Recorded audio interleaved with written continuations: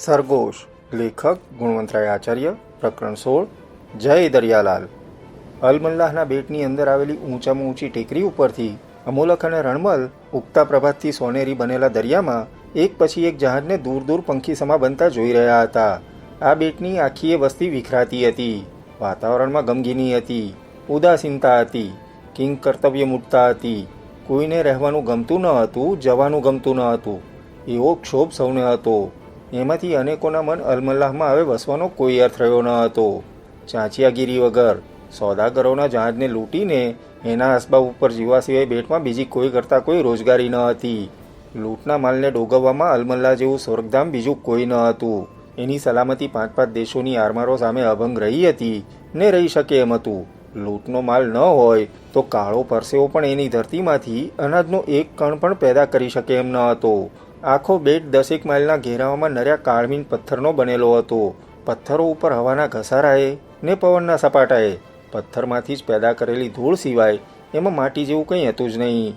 એમાં ઠેર ઠેર પવનને હવાએ પેદા કરેલી ગુફાઓ જેવું ઘણું હતું, પણ એક રાજમહેલ બાંધવા જેટલી મહેનત કરો ત્યારે માંડ એક ઝૂંપડું ઊભું થાય એવું હતું।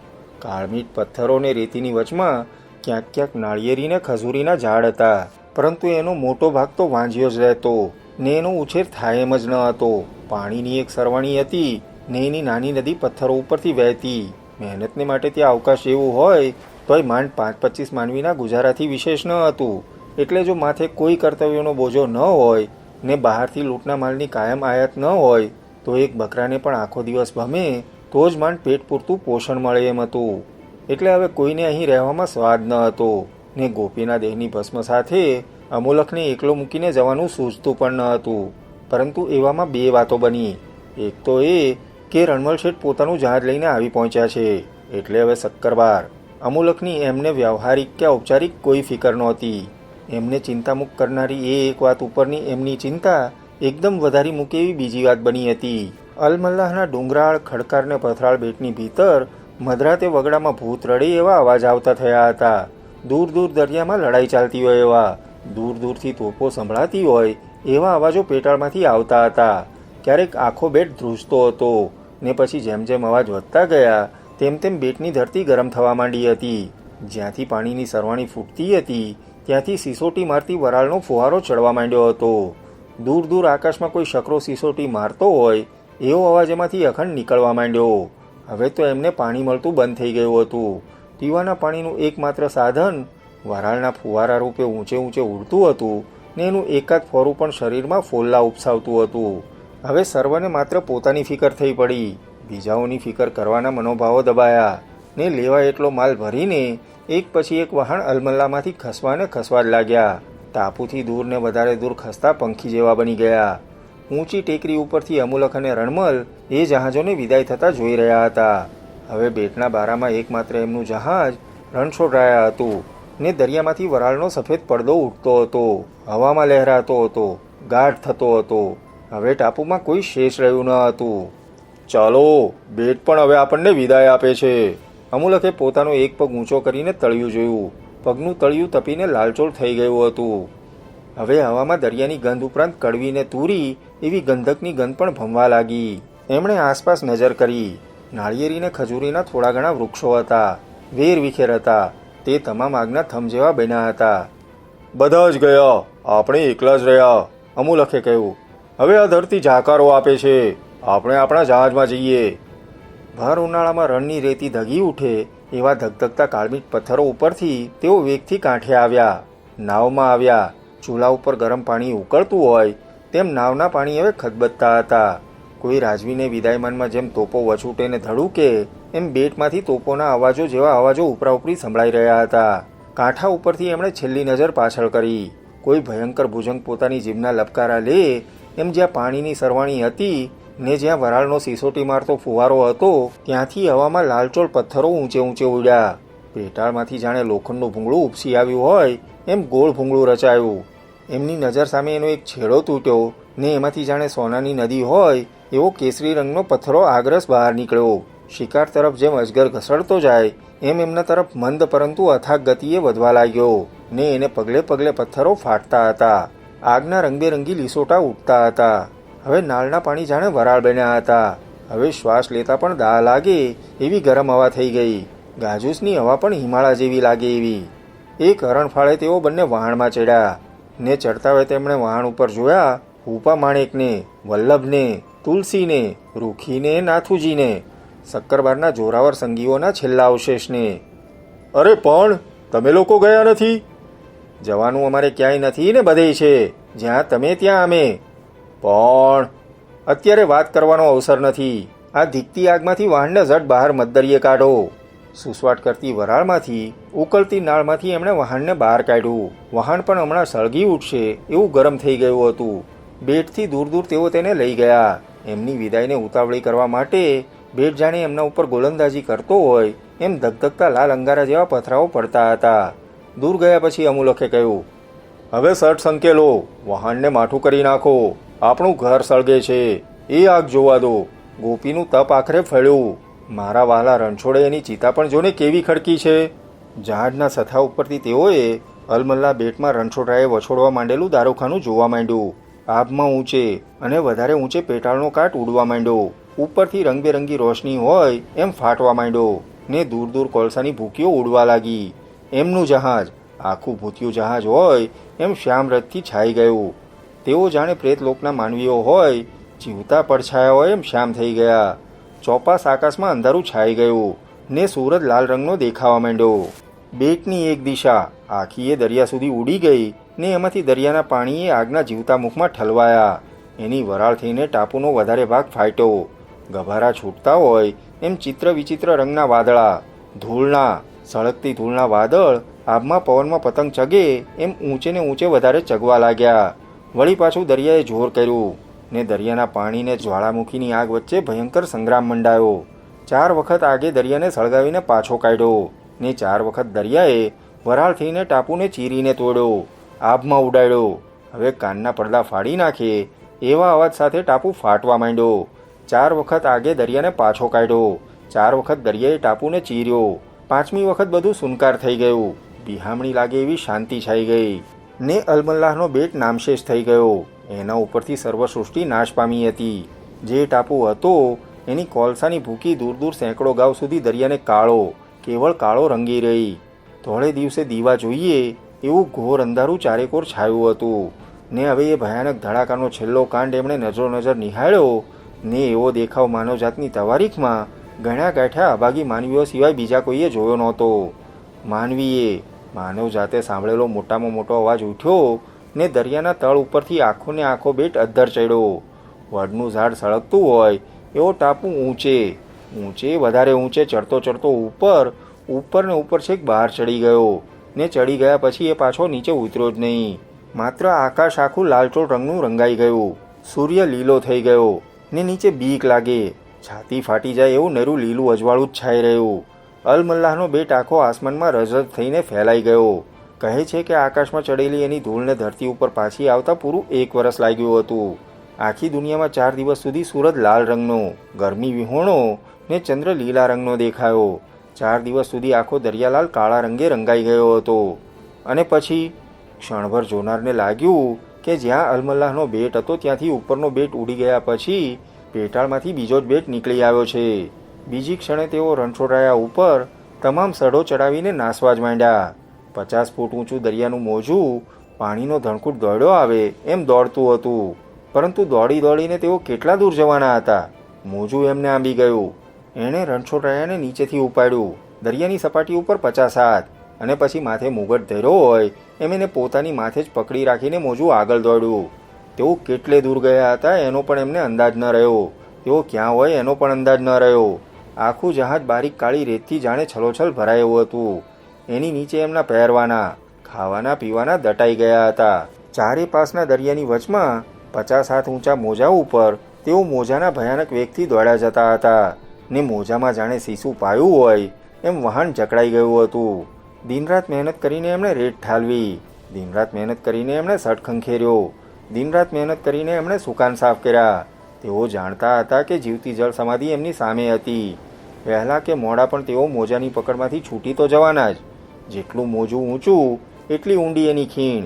એની પાછળથી મોજાની ઊંડી ઊંડી ખીણમાં આસપાસનો દરિયો નાળચામાંથી પાણી ઠલવાય એમ ઠલવાતો હતો ને એમાં કોઈ વહાણ અડધી ઘડીએ સલામત રહી શકે એમ ન હતું. દેખાવ ભલભલાના હાડને ભાંગી નાખે એવો હતો. અફસોસ એમાંથી એકેયને નહોતો, કેમ કે રણછોડરાયા ઉપરનો એક એક માનવી જળ સમાધિ લેવાને તો નીકળ્યો હતો. એક એક માનવી દરિયામાં સનાતન આરામ લેવા જ આવ્યો હતો, ને દરિયો પણ જાણે એમને ચિરકાળના પોઢણ આપવા જ માગતો હતો. આપ્યા પહેલા દરિયાલાલના રૌદ્ર સ્વરૂપની એમને ઝાંખી કરાવતો હતો. ધીમે ધીમે મોજાની પહોળાઈ વધતી ગઈ, ધીમે ધીમે એની ઊંચાઈ ઘટતી ગઈ. ધીમે ધીમે આબના એક છેડાથી બીજા છેડા સુધી આખો દરિયો જ જાણે ઊંચો થતો ગયો. અને અલમલ્લાહના અગ્નિસ્થાનથી દૂર દૂર તેઓ દરિયાના રોષ ઉપર સવારી કરતા ભયાનક વેગથી આગળ વધતા હતા.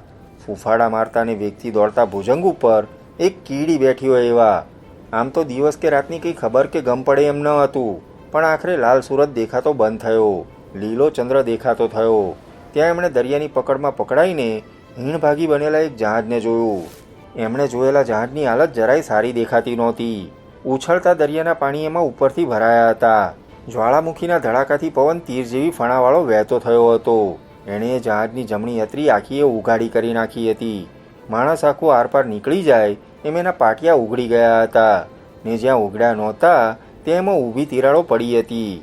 એ પવન એનું સુકાન તાણી ગયો હતો, ને એના સડના ચીથરા કરી ગયો હતો. આજ એની હાલત પાણીથી ભરાયેલા તાવડાથી જરાય વધારે સારી નહોતી. નજરની અંદર જ ડૂબતું જતું હતું. એક એક પળે એની સાપણનો કંદરો વધારે ને વધારે દેખાતો હતો. એનો પાછલો ભાગ પાણીમાં સમાતો હતો, ને આગલો મોરો ઊંચો ને વધારે ઊંચો થતો હતો. ક્યારે એ જહાજ ડૂબી જાય એનો હવે કોઈ ભરોસો નહોતો.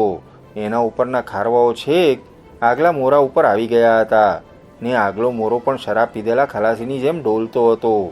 રણછોડરાયા ઉપરથી ઓળી ઉતરે અને ઓળીઓ એ જહાજને પહોંચે. એ જહાજ ઉપરથી માનવીઓ નીચે ઓળીમાં આવે, ને એ ઓળીઓ ડૂબતા જહાજની ખેંચમાંથી દૂર નીકળી જાય એટલો સમય પણ હોય એમ લાગતું ન હતું.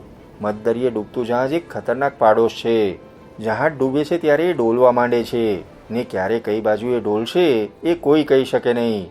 પવન, પાણી, ભરત તમામ નિયમોથી એ ઉપરવટ થઈ જાય છે. દરેક જહાજ પોતાના મોતને માટે પોતાના જ કાનૂનો ઘડે છે. એ કાનૂનો કેવા હોય છે કોઈ જાણતું નથી. એ જહાજના માનવીએ જ્યારે ધોળા દિવસના છાયેલા અંધકારને જોયો, એ અંધકારમાંથી અંધકારના ચોસલા જેવા જહાજને જોયું, ને એ જહાજ ઉપર કોલસાની બારીક રથથી નકશી કોલસાને ઉજળો બતાવે એવા કાળા આકારો જોયા. ત્યારે એમના ભયની તો સીમા જ ન રહી. એમને તો આ બધું આસમાનમાં રચાતી તારાખડી, ધોળા દાડે છાયેલો અંધકાર, એ અંધકારમાં સુરત દાદાનો લાલ રંગ, સૂરજની ગરમી આવરાઈ જતાં દરિયામાં ફૂંકાવા માંડેલો હિમાળા જેવો પવન, ને એની વચમાં પ્રગટી નીકળેલું ભૂતિયા જહાજ, ને એના ઉપર ભૂત જેવા માનવીઓને જોઈને એમને તો કોઈ પરાલૌકિક પરચો જ લાગ્યો. એમની આંખો ફાટી ગઈ. એમના કંઠમાંથી રામ નામની ચીસો નીકળવા લાગી, ને એમનામાંના કેટલાય તો મોરાના પાટિયા ઉપર ઊંધા માથા નાખીને પડી ગયા. રણછોડરાયા ઉપર એક વિમાસણ થઈ પડી. આ ડૂબતા જહાજની વહારે જઈ શકાય? ને જઈ શકાય તો સફળ થવાય? ડૂબતું વહાણ જ્યારે ડૂબે છે ત્યારે આસપાસના પાણીને ભયાનક જોરથી અંદર શોષે છે. ભલભલું જહાજ એ શોષમાંથી છટકી શકતું નથી. હોડીને તો કોઈ પહોંચી શકે નહીં, ને પહોંચી શકે તોય પાછી આવી શકે નહીં. ત્યારે બધાની આંખ સાહજિક રીતે અમુલક ઉપર ઠરી. જે કોઈ નિર્ણય કરવાનો હતો એ નિર્ણય એને કરવાનો હતો, ને એના નિર્ણય સામે કોઈ વાંધો લેવાનું ન હતું, ને એની ઉપર કોઈ નિર્ણય કરવાનું ન હતું. અમુલકે ડૂબતા જહાજને જોયું, ક્યાંય સુધી અનિમેષ જોયું, અને પછી એણે રણછોડરાયાને ડૂબતા જહાજ તરફ લઈ જવાની આજ્ઞા આપી. મરણના સન્નિપાતમાં પડેલો માણસ પોતાની આખરી પથારી ઉપર જેમ પડખા બદલે ને પડખા બદલતા તરફડિયા નાખી એમ પળ વધારે ને વધારે ડૂબતું એ જહાજ દરિયામાં તરફડિયા મારતું હતું. આગળ અને આગળ રણછોડરાયા સરકવા લાગ્યું. હવે તેઓ ખતરનાક જોખમના પટમાં પ્રવેશ કરતા હતા. અગર જો રણછોડરાયા એની સમીપ પહોંચે ને જહાજ એના તરફ ડોલે તો પછી જગતની કોઈ તાકાત રણછોડરાયાને ઉગારી શકવાની ન હતી. ડૂબતા જહાજની અતરી રણછોડરાયાની અતરીની અંદર આખો દરિયો આંખના પલકારામાં ઠલવાય એમ રણછોડરાયાના પાટિયા ખોલી નાખે. રણછોડરાયા નજીક પહોંચે ને બરાબર એ જ વખતે જો એ જહાજ આખરી ડૂબકી મારવાનું પસંદ કરે તો એના શોષમાં રણછોડરાયા ભમરડાની જેમ ગોળ ઘૂમવા માંડે, ને એના સડો ઊભાને ઊભા ચીરાઈ જાય, ને એના પાટિયા ખેંચાઈને મોકળા થઈ જાય. પણ સાથોસાથ એ ખરું કે આ તો એમની સરગોશ હતી ને. સરગોશ અહીં જ સર થાય કે ક્યાંક દૂરના સ્થળમાં થાય એની ફિકર શી? એટલા માટે કંઈ દરિયાના જૂના આચાર ભૂલાય? રણછોડરાયા નજીક અને વધારે નજીક આવ્યું, ને હવે ઉપરની ફનોસના સુકાન ઉપર અમુલક પોતે આવ્યો. એણે સુકાનનું ચક્કર હાથમાં લીધું. પથ્થરમાંથી કોરી કાઢેલા પૂતળા જેવો એ ઊભો હતો, ને એની આંખ ડૂબતા જહાજના ડોલને માપી રહી હતી. નજીક અને વધારે નજીક રણછોડરાય આવ્યું. અમોલકે બૂમ પાડી, સાંભળો રે છડિયા, ખારવા ખલાસી નાખુદા સારંગ, તમામ સાંભળો. તમને જીવ બચાવવાની એક તક મળે છે ને બીજી તક ભગવાન પણ આપી શકવાનો નથી. મારું જહાજ તમારા જહાજની રાંગની લગોલગ આવશે. 2 અત્રીઓ ભેગી થાય કે તમારો જાન બચાવને ફલાંગ મારજો. ત્યાર પછી ડૂબતા જહાજ કે એ જહાજના છડિયા તરફ જ નજર રાખ્યા સિવાય જ એ પોતાના જહાજની જ ચોકસાઈ કરવામાં લગાતાર થયો. અગર એણે જોયું હોત તો એને દેખાત કે ડૂબતા જહાજના છડિયાને ઉગારવાની એણે વહોરેલું જોખમ નાકામયાબ નીવડ્યું હતું. ભૂતિયા જહાજને વધારે નજીક આવતું જોઈને વહાણના છડિયા આંધળાવીત બનીને સામી બાજુએથી દરિયામાં જ કૂદી પડ્યા. ડૂબતા જહાજ ઉપરથી માત્ર એક જ માનવી ફલાંગ મારીને રણછોડરાયા ઉપર કૂદી આવ્યો. બીજી ક્ષણે રણછોડરાયા દૂર સરી ગયું ને એક મોટો નિશ્વાસ લઈને ડૂબતું જહાજ હવામાં મિનારો હોય એમ ઊભું થયું. થોડીવાર એમને એમ ઊભું રહ્યું અને પછી તીર જેમ દરિયામાં પેસી જાય એમ પેસી ગયું. જ્યાં જહાજ હતું ત્યાં ગોળ ઘૂમરીઓ વળવા માંડી. ડૂબતા જહાજના શોષમાં દરિયામાં કૂદી પડેલા માનવીઓ ખેંચાઈ ગયા, પાણીમાં પથરા ડૂબે એમ ડૂબી ગયા. અને જેની અતરીથી શોષ માંડ હાથ છેટેથી પાછો ફેર્યો હતો એ રણછોડરાયા આગળ ચાલવા માંડ્યું. ડૂબતા જહાજમાંથી એક સફરી કૂદીને આવ્યો હતો. એ કોણ હતો, કેવો હતો ને એના હાલ શા હતા, એના હવાલ કેવા હતા, એના ઉપર નજર કરવાની સૌને ફુરસદ મળી. જ્યાં એ માનવીએ ફલાંગ મારી હતી ત્યાં સૌએ નજર કરી અને સૌએ એકી સાથે સીધી યાકૂબને ત્યાં ઊભેલો જોયો. ક્ષણભર કોઈ કંઈ બોલ્યું નહીં. એક અક્ષર પણ અચરજનો કે અસંભવિતતાનો કોઈના એક કંઠમાંથી નીકળ્યો નહીં. બીજી ક્ષણે અમોલક તેના તરફ ધીમે ધીમે આગળ વધવા લાગ્યો. ફાટેલી આંખે, બીધેલે ચહેરે સીધી યાકૂબ એક પગલું પાછળ ને પાછળ હટવા લાગ્યો. એની ફાટેલી બાંધેલી આંખો પરાલૌકિક પરચા જેવા લાગતા અમોલકના ભૂત જેવા ભેંકાર આકર ઉપર જડાઈ ગઈ હતી. છેક રાંગ સુધી એ પગલે પાછો ને વધારે પાછો ફર્યો. રાંગ સાથે જાણે એની પીઠ ચોંટી ગઈ. એને કપાળે પરસેવો બાજી ગયો. એના કાનમાં અમોલકના આગળ વધતા પગલાંનો એક ધારો અવાજ જાણે મોતના પડઘમ ભજવી રહ્યો. ને બીજી ક્ષણે નેરા ભયની મૂર્છા ખાઈને એ વહાણના સથ્થા ઉપર પડ્યો. તરત ઉપા માણેકે ચીજ જેવા અવાજે કહ્યું, મને આ માણસનો ડર લાગે છે. એ મોતનું જીવતું અપશુકન છે. એને ઉપાડીને દરિયામાં ફેંકી દો. અને દોડીને ઉપા માણેકે સીધી યાકૂબને પોતાના કદાવર હાથોમાં ઊંચો ઉપાડ્યો. તોળીને હવામાં એનો ઘા કરવા જતો હતો ત્યાં અમોલકે એને વાયરો, જવા દો ઉપા માણેક, એ આપણો ભૂતકાળ છે. આપણો ભૂતકાળ રણછોડરાયાને પ્યારો છે કે નહીં એનો એ સંકેત છે. જળ સમાધિ લેવા નીકળેલા આપણને એ યાકૂબનો વળી શો ભય છે?